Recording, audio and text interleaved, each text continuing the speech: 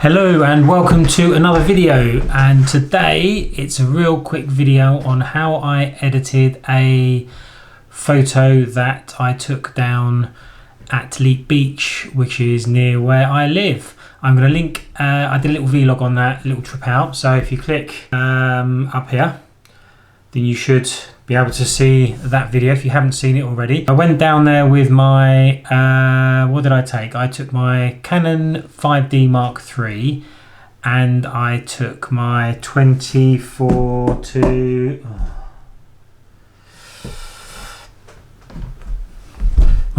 70 lens. I haven't got anything wider than that, so I had to make do. But it was fine. But you can have a look at that video to see how I got on. What I'm going to do now is show you what I did as a newbie to focus stacking, and show you how I took the three images I shot and made them one, picking the sharp bits in focus all the way through the image. So to put it simply, I took three photos. I focused right at near the shore, one a little bit further out, and then one at an object which was sticking out to sea, I don't know, 50, 60 yards away, I don't know.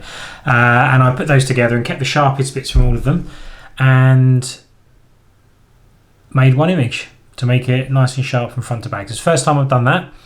I wasn't that happy with it, I must admit. I'll show you the photo in a second if you've not seen the other video.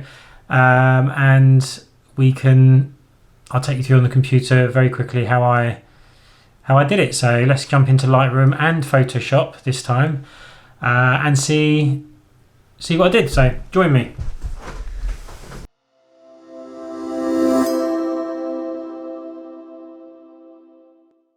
So this is the main image that I focused on in the foreground here. You can see it's nice and sharp, and I've applied a few edits. Nothing too major for this, just a bit of unusual exposure, highlights, shadows, blacks, whites, etc, etc. And I did add a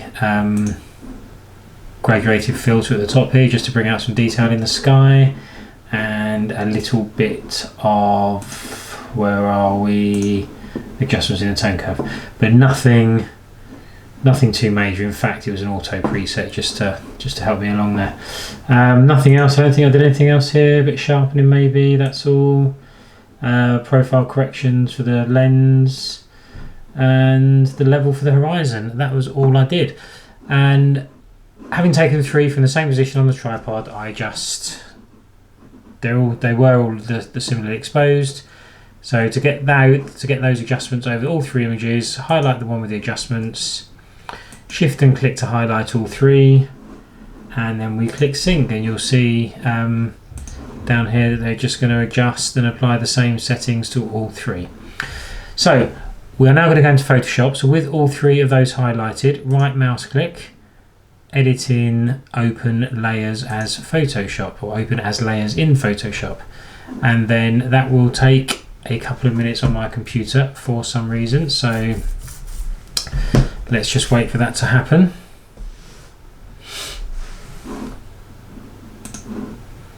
There we go, they're opening. And here we go. So we have the three images opening up as layers, as you can see down here. It takes a couple of seconds. And one more to go.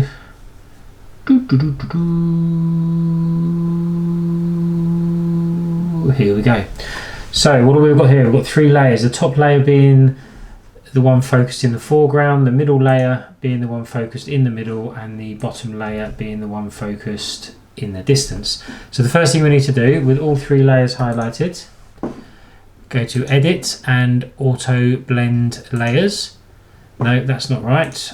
I'm a Wally. You click on the other one, you go to Auto Align Layers, and all that will do is that will just make sure all the layers are lined up. It should be pretty simple because we didn't move much, but things in the distance may have moved, but there we go. So they should all be aligned now, and you can see that around the edge we've got the checkerboard, which means there has been a little bit of movement. But that's fine now. So like I say, 1000 is the foreground photo, 1001 the middle, and 1002 is at the back. So what I'm going to do quickly, because I work from the top down, I just find it a little bit easier the way that I learned to do it. I'm just going to swap these around. So I want the distance focused image at the top and the close by focused image at the bottom. So we've now got 1002, which is the photo that was focused in the distance. 1001 is still in the middle, and image 1000 is the one that was focused at the front. Okay, so the first thing we're going to do is make sure that layer is selected. This is the top layer, i.e. where we focused on these ruins here. And we are going to just add a layer mask. Then using our brush tool, make sure it's on brush, and all these are on 100% up here, opacity and flow. We want to keep the top bit. We're just going to brush out everything from kind of those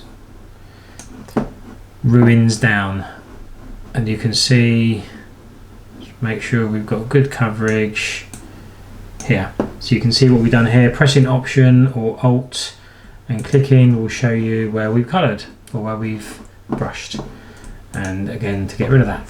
So we have now got the top layer is the distance focused image, and that should all be nice and sharp.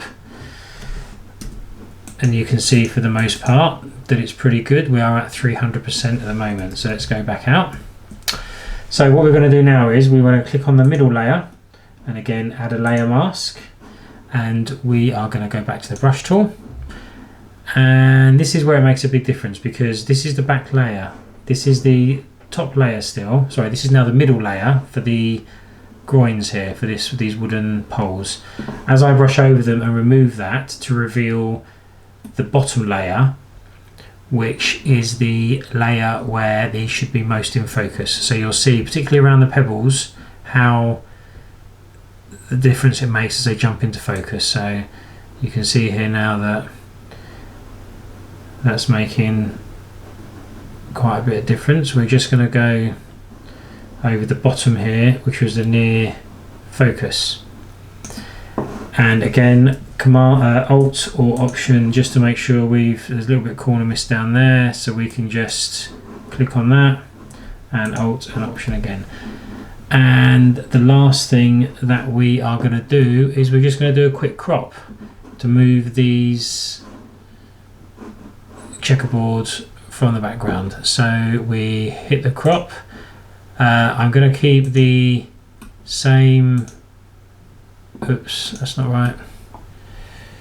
I'm going to keep the same ratio as before, but we are just going to make sure that we lose those checkerboards. Now what happens next is really up to you. So the only thing I'm going to do now is just to tidy up the background here. The first thing I'm going to do is flatten these layers. So layer, flatten image, and I want to get rid of some of these distractions in the background. So we're just going to zoom in. We're going to go to the spot healing brush tool, and we're just going to try and get rid of these distractions in the background. And this, thanks to the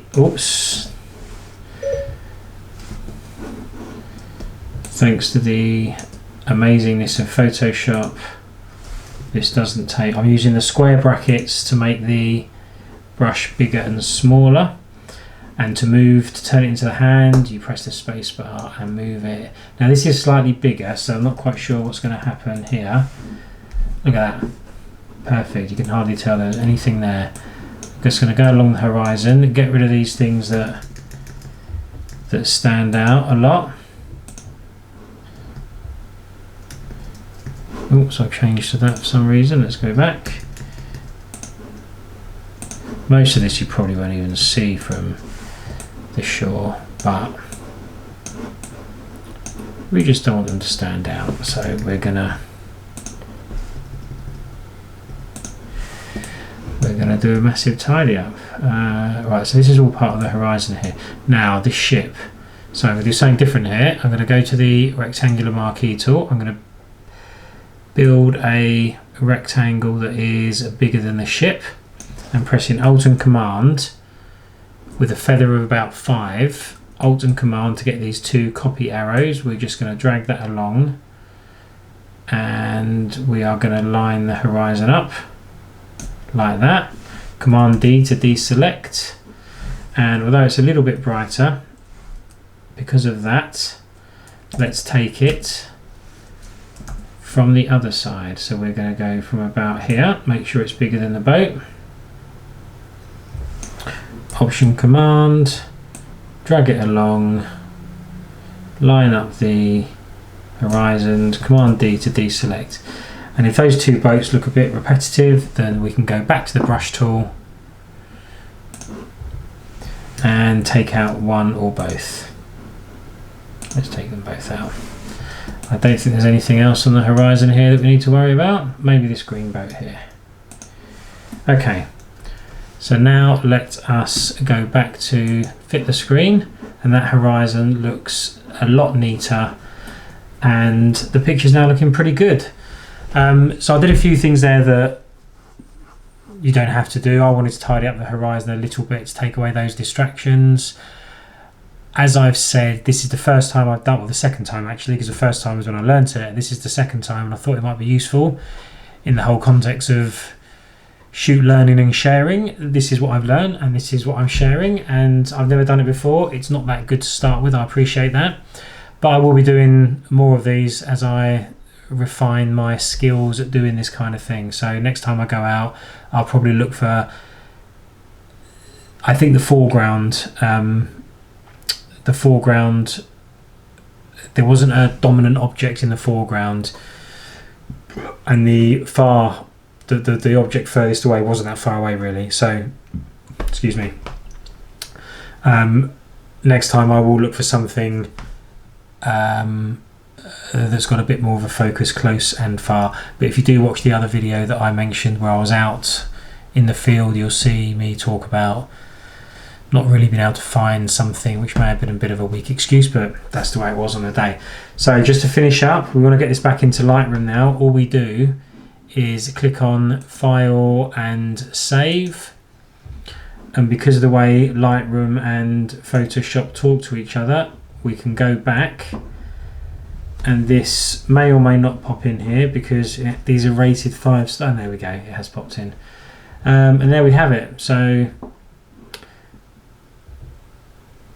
that's done. The only other thing I would do now is if I wanted to send it out to Instagram, I would do a crop in Lightroom. I don't crop it in Photoshop because I want to keep the original aspect ratio of the photo in case I want it for something other than Instagram, and I just like it all being in Lightroom. So that's it in Lightroom. I'm not going to do it just yet. Let's escape out of that. So there's the final image.